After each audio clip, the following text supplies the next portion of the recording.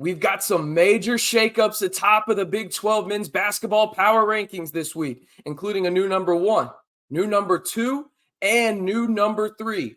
Who are they? We'll discuss that and much more in today's video. Hey, how's it going, everybody? It's RC Maxfield here for the Back to 12 podcast. And if you haven't already, be sure to like the video, subscribe, and maybe even most importantly, hit that notification bell to stay in the know on not only everything Texas Tech men's basketball all year long, but the weekly Big 12 videos we'll be putting out, including this very one that you're watching right now. I will be giving out my Big 12 men's basketball power rankings all the way through the end of March, all the way until we've got hopefully a Big 12 champion in terms of cutting down the nets down there in Phoenix. But I'll keep you updated all the way through the end of the season. So you're going to want to join the most engaging Texas Tech community and one of the most engaging Big 12 communities here on YouTube by simply hitting that subscribe button. And don't forget to turn on the notification bell as well. All right, before we get into my power rankings update for the week of January 22nd, I want to hear from you guys. How many Big 12 teams do you think make the NCAA tournament this season? If you would have asked me last week, the week of January 15th, I probably would have gone as high as maybe 11. Now my numbers decreased a couple, maybe just one. Who knows? I'll let you know here in a little bit. But I want to hear from you guys. How many Big 12 teams, as it stands right now, do you think make the NCAA tournament this season? All right, let's start going backwards. We're going to go from 14 to 10 to start this off with the most chalk pick at number 14. A winless Oklahoma State. They went 0-2 last week. Now, this is where things get interesting for me because I actually had UCF go down a spot even though they had a road victory against Texas. The reason being is West Virginia, who I have at 12, won at home, albeit, right? Sure. But against number 3 Kansas. And now I get it. Kansas doesn't have a great track record out there in Morgantown. I believe Bill Self either has a 500 record in Morgantown or just below it. Okay, so West Virginia winning that game propelled them a spot, even though UCF won a game on the road there. I just think West Virginia's win is more impressive from a resume building perspective, even if it was at home, due to the fact that Kansas was the preseason favorite to win the conference and also still a favorite to potentially be on that 1 line. Worst case scenario, a 2 line for the Jayhawks there in the NCAA tournament. Now, the Bearcats of Cincinnati, they went 0-2 this last week, almost beat Oklahoma, but ended up losing by 1 to the Sooners. And then last but not least, I really think when you look at this, let me start on Cincinnati here for a second. Cincinnati is such an interesting team to me for the sheer fact of you look at some of their losses, there's a realistic scenario where they're 4-1 and we're talking about them tied for the Big 12 lead right now. But instead, they've lost a combined 3 games by a combined 6 buckets. I mean, it's brutal for Wes Miller's team, but they are absolutely headed in the right direction. There is no doubt about it. I forgot to put number 10 on there, but it's the TCU Horned Frogs. I have them at number 10. They went 0-2 last week. They actually fell 4 spots in my power rankings from 6 to 10. They just went 0-2. They got absolutely obliterated by Iowa State without Iowa State's best player, arguably, there at home. I just think you got to move them down, and they're firmly on that bubble line, if you ask me. All right, moving on from 9 to 4 now. I've got the Texas Longhorns at 9. They move up from 11 to 9, mostly because of their buzzer-beating win against number 9 Baylor at home. And we'll talk about Baylor here in just a second. They had a brutal week, did the Bears. But that's a big-time win for Texas to try and get back on track, especially after they lost at home to UCF. Now, BYU went 1-1. They beat Iowa State out in Provo. Then they headed out to the 806 in Lubbock and lost to Texas Tech, where they gave up 53 points to the Red Raiders in the second half. Going into that game, BYU was the 4th-ranked defense in all of college basketball, according to KenPom. They moved down 3 spots, in my opinion, from 5 to 8 after their 1-1 week last week.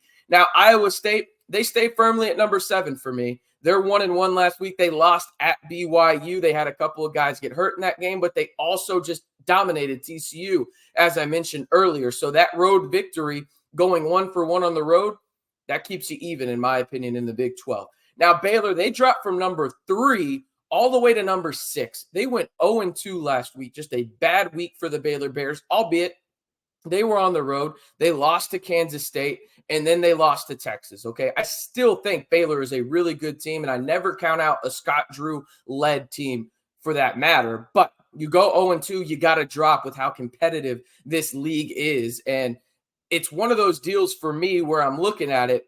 It would not shock me at all if next week we're talking about Baylor as high as number 2, right? Like it's crazy how quickly this league changes.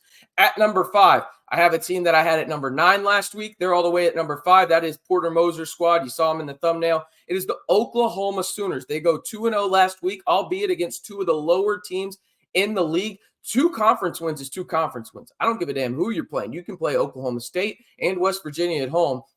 That's good. You handled business, and you did so, or at Cincy, excuse me, is who they won against. They beat West Virginia and at Cincy, as I mentioned. But you can play whoever you want. You can play Oklahoma State or West Virginia at home, and if you win, I don't give a damn. That's impressive in my book, right? But Oklahoma, they got a road victory at Cincinnati, a place that is really difficult to win. Again, I am high on Wes Miller moving forward. That is a team that I think every Big 12 fan should know about moving forward because, listen, it's rough. First year in the Big 12, we saw it in football for a lot of those teams outside of UCF. We're seeing that kind of in a way this year for some schools, albeit a little bit better and smoother of a road in men's basketball. But I think Cincinnati has a chance to be a really, really good team in the Big 12 moving forward. And that's why I think I have Oklahoma move up those 4 spots, not to mention they beat West Virginia at home and handled business. Now, at the number 4 spot, this may surprise some people. I had them at number 1 last week. They moved all the way down to number 4 because they had the worst loss, in my opinion, of anyone here. And that includes Texas at home against UCF. Listen, West Virginia, I get it. They're in a tough spot, and this is not a shot at the Mountaineers. It's really not. What they've gone through in the past 6 months with the Bob Huggins incidents and guys getting hurt, guys leaving via the portal, whatever it is, you get battle back, which is awesome. But West Virginia, they have a ton of holes, whether that's due to injury or guys leaving via the portal. And Kansas going out there and really giving up 51 points in the first half to a West Virginia team and then just not being able to close the door in the second half, albeit maybe you think that was a foul or wasn't a foul, excuse me, there in the final 20 seconds. It doesn't matter. You lost the game. They moved down because these next 3 teams that we're talking about have been very, very impressive. One more time before I get to the top 3, be sure to smash that subscribe button and hit that like button as well while you're at it. And if you smash that subscribe button, turn on the notification bell to stay in the know every week for my updated Big 12 men's basketball power rankings moving forward. We got a brand new top 3 this week. We could have a brand new top 3 next week. That's how good this conference is. So if you want to stay in the know on Big 12 men's basketball all year long and join the most engaging Texas Tech community and one of the most engaging Big 12 communities here on YouTube, be sure to smash that subscribe button and turn on that notification bell. All right, here we go.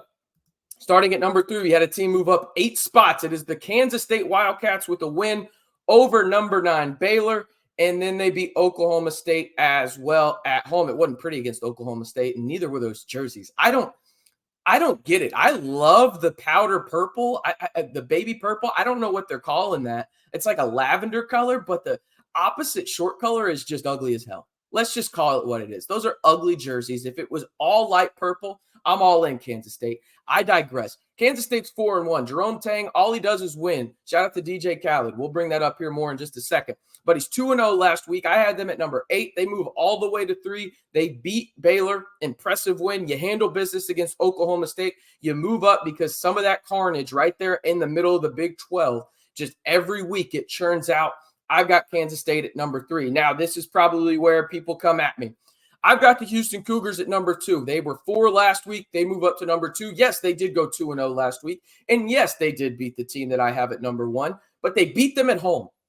Prove something to me on the road, Houston. We know your home court environment. You're phenomenal at home. No one is going to beat you in Houston this year, I think. Nobody. You have a historically great defense. But can you win on the road? You lost at Iowa State already. You lost there at TCU as well. Can you win on the road? That's what I have to see. You go out to Provo this week. Can you win out there? Right? I'm not sure. Then you play Kansas at Allen Fieldhouse here in the next 2 weeks. Prove to me that you can win on the road in the Big 12, and I promise you, I make this switch to where Houston is the number 1 team. But right now, I can't do that for the sheer fact that the number 1 team that I have has a more impressive road victory, and albeit one road victory in the Big 12, and also has beaten the team that was number 3 in my power rankings at home as well.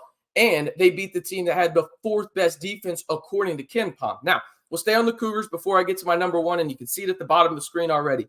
I just have to see Houston win on the road. That's it.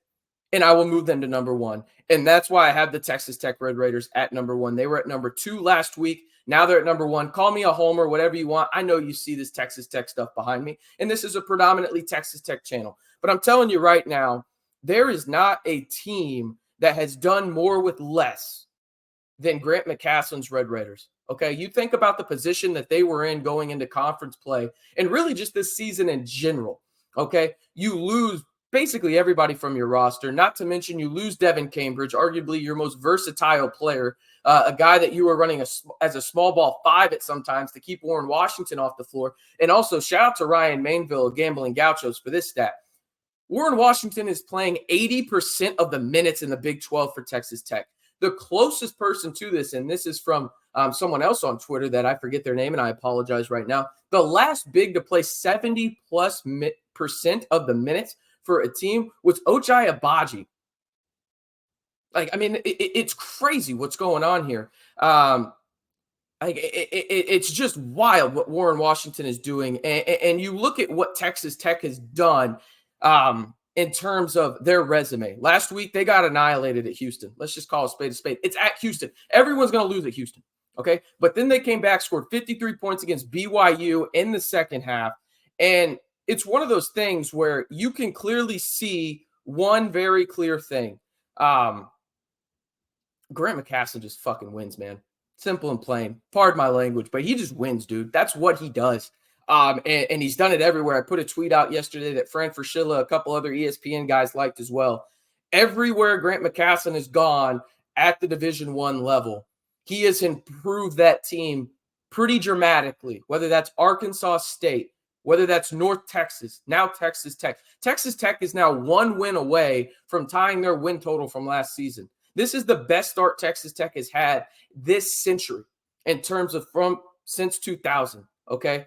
It's done a phenomenal job, and I know people are probably going to come at me from the standpoint of what they've done, and I'm going to be called a homer for having them at number 1. Look at the resume, man. Strictly in the Big 12, it's better than Houston's right now, but I can get it. You know, if you think, okay, well, Houston beat Texas Tech, put them at 1.